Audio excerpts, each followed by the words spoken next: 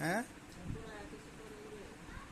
ছোটটা এই যে ভার্সিটিতে পড়ে, আর বড়টা খালি ঘুমায় আর মোবাইলে কি জানি কাজ করে। হ্যাঁ, এটা কইতে পারতাম না।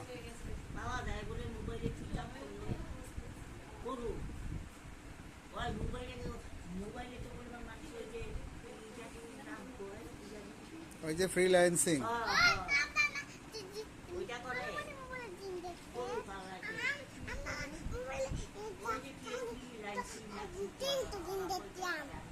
কি দেখছিলা? তিনটা কি দেখছো?